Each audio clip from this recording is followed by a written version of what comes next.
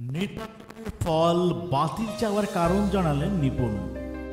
বাংলাদেশ চলচ্চিত্র শিল্পী সমিতির 2024-26 মেয়াদের নির্বাচনের ফল বাতিল চেয়ে আদালতে রিট করেছেন ঢাকায় সিনেমা চিত্রনায়িকা নিপুণ আক্তার। বুধবার 15 মে বিচারপতি নাইমা হায়দার ও বিচারপতি কাজী জিনাত হকের হাইকোর্ট বেঞ্চে আইনজীবীর মাধ্যমে একটি রিট আবেদন করেন তিনি। একই সঙ্গে রিটে মিশা দীপজলের নেতৃত্বাধীন কমিটির দায়িত্ব পালনে নিষেধাজ্ঞা চাওয়া হয়েছে। এতদিন পর কেন এই রিট, এই প্রসঙ্গে সেখান থেকে গণমাধ্যমকে নিপুণ জানিয়েছেন, আরও আগেই করা উচিত ছিল। ভোট হয়েছে শুক্রবার, ভোটের ফল এসেছে শনিবার সকালে। রোববারই রিট করা দরকার ছিল, কিন্তু আমি অসুস্থ হয়ে পড়া এবং জরুরি কাজে যুক্তরাজ্য হয়ে আসার কারণে এটি সম্ভব হয়নি। আমি আসার সময় সবকিছু প্রসেস করে রেখে এসেছিলাম। গত মঙ্গলবার আমার আইনজীবীর মাধ্যমে রিটটি করেছি। শুধু ভোটের দিনই নয়, ভোটের আগের দিন থেকেই মিশা দীপজল প্যানেলের সঙ্গে নির্বাচন কমিশন ও নির্বাচন আপিল বোর্ডের যোগসূত্রে এই অনিয়মের ঘটনা ঘটেছে বলে দাবি করেন নিপুণ। বলেন, ভোট শেষ হওয়ার পর সন্ধ্যা 7টা তখন থেকে নির্বাচন কমিশনের চেয়ারম্যান ও আপিল বোর্ডের চেয়ারম্যানের কথাবার্তা আমার কাছে রহস্যজনক মনে হয়েছে। নির্বাচন কমিশনের চেয়ারম্যান খসরু ভাই বারবার আমাকে বলছিলেন, এখানে বসে থেকে আর লাভ নেই, বাসায় চলে যান।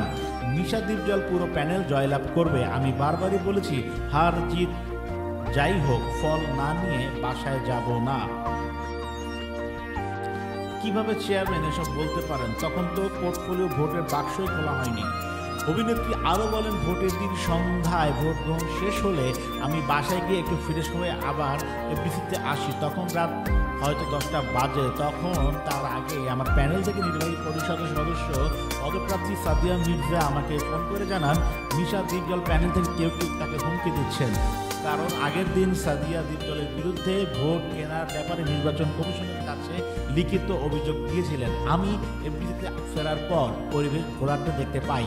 ভোট শেষ যখন ফলের অপেক্ষা, সেই সময় কথা উল্লেখ করে নিপুণ বলেন, যখনই রাত বাড়ছিল ততই ভোট কেন্দ্র এবং বাইরের পরিবেশ আমার কাছে হুমকি স্বরূপ মনে হচ্ছিল। সেদিনের এমন পরিবেশ আমি আগে কখনো দেখিনি। এফডিসিতে পুরো আঙ্গিনা দখলে নিয়েছিল তারা। ভোটের গণনা শেষ হতে তখনও অনেক সময় বাকি ছিল, কিন্তু তাদের হাবভাবে মনে হচ্ছিল তখনই তারা পুরো প্যানেল জিতে গেছে। আমি নিজেও নিরাপদ মনে করিনি ভোট গণনার পুরো রাত। তাই আমি সহ আমার প্যানেলের কয়েকজন 1 নম্বর স্টুডিওর মেকআপ রুমে তালা মেরে ভেতরে বসেছিলাম ভোটের ফল পর্যন্ত। ওই রাতে অনিয়মের অনেক কিছু প্রমাণ হিসেবে তার কাছে রয়েছে বলে তিনি দাবি করেছেন। তিনি বলেন, নির্বাচন কমিশন বাতিল ভোটের সংখ্যা সঠিক দেননি। আমার জানা মতে 81 ভোট বাতিল হয়েছে, কিন্তু তারা 40 ভোট বাতিল দেখিয়েছে। এ নিয়ে স্পষ্ট করে কোনো কিছুই আমাদের প্যানেলকে জানায়নি নির্বাচন কমিশন। নিপুণ আরও বলেন, আদালত তো আমাদের আস্থার জায়গা। যেসব ডকুমেন্টের ভিত্তিতে রিট করা হয়েছে, আমি বিশ্বাস করি নবনির্বাচিত কমিটি স্থগিত হবে, আমাদের পক্ষে রায় আসবে।